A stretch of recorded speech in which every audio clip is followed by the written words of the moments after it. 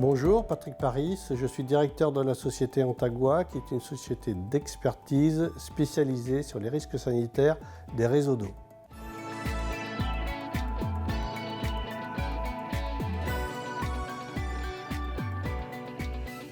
Suite au confinement puis à la reprise des activités, les responsables des réseaux d'eau doivent remettre en service leurs installations.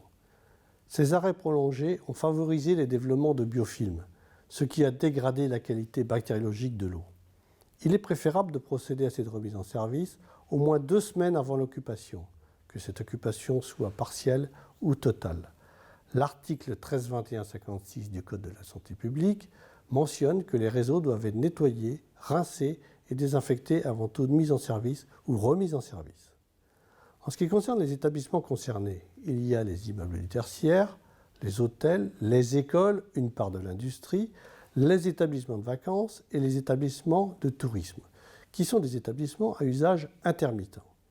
Un aparté pour les fontaines à eau, qu'elles soient raccordées aux installations ou avec des réserves d'eau, et qui sont très sensibles à ces arrêts prolongés.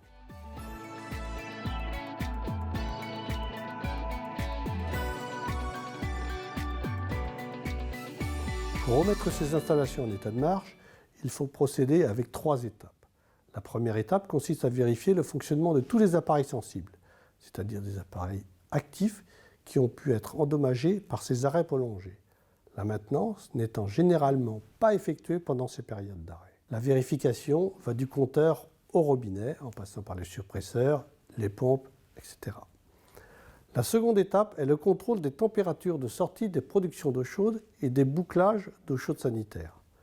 L'arrêté de 2005 précise les valeurs de ces températures. 55 degrés au minimum en sortie de production et 50 degrés au minimum sur toutes les boucles. On doit également contrôler la circulation des réseaux d'eau chaude. La température de chaque vanne doit être vérifiée. La troisième étape, la nécessité de faire des puisages d'eau froide et d'eau chaude à tous les robinets et à tous les points d'eau d'utilisation. C'est un point important. Ces puisages sont à effectuer plein débit. Le renouvellement de l'eau se fait par des puisages de 2 minutes sur l'eau froide et de 2 minutes sur l'eau chaude ou alors 4 minutes en eau mitigée.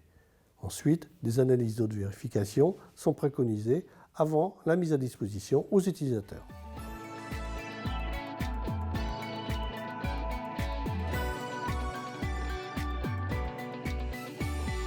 Au cas où les analyses ne sont pas conformes, il est alors nécessaire de procéder autant que nécessaire à des désinfections, que ce soit par voie chimique, qui représente la majorité des cas, ou alors des désinfections thermiques qui sont faites dans très peu de cas.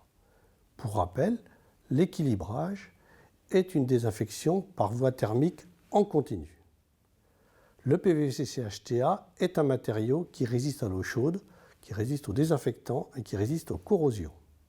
Et après ces désinfections, des analyses s'avèrent alors indispensables pour vérifier la qualité de l'eau. Enfin, l'eau étant un milieu vivant, les installations d'eau sanitaire sont conçues pour être utilisées au quotidien et à tous les points d'eau. Des puisages réguliers de l'eau froide et de l'eau chaude pendant l'occupation participent pour une grande part au maintien de la qualité de l'eau aux usagers.